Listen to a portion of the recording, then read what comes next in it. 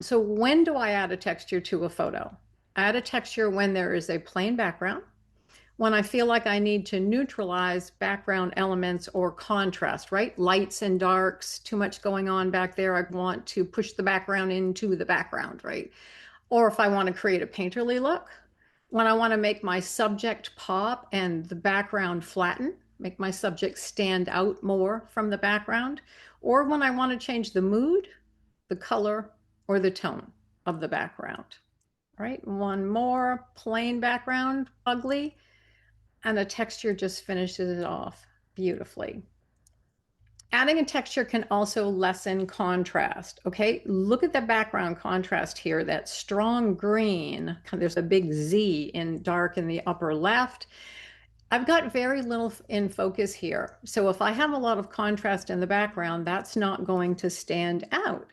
But I added this texture, and I think if you look now, I think you're more drawn to my area in focus without that contrast in the background, because your eye is always going to be drawn to contrast, right? But then sometimes I don't want to be subtle, and I will use a higher opacity, and I'll use a texture that has more tooth to it, more texture to it, because I want strong brush strokes. I want the image to have a stronger painterly look. Tooth is a term that I learned back when I used to paint, and it has to do with how much texture your paper has, right?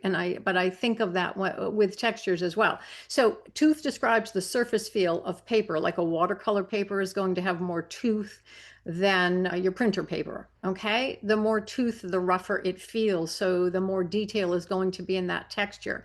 Be sure there's not more detail in the texture than in your subject. Okay, and this is especially true if there's very little focus in your image. If you are using selective focus and there's just a small amount in focus, because again, your eye is going to be drawn to contrast and you don't want to lose drawing the eye to the area in focus. Choosing a texture. Okay, so the secret recipe for choosing just the right texture. Guess what? There's no secret. Right?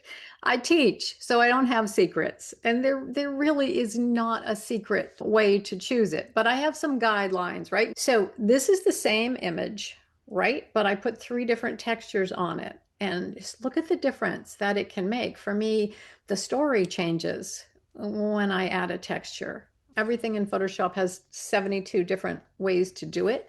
Only a photographer would think that Russ was beautiful, but it was beautiful. And so I photographed it for a texture.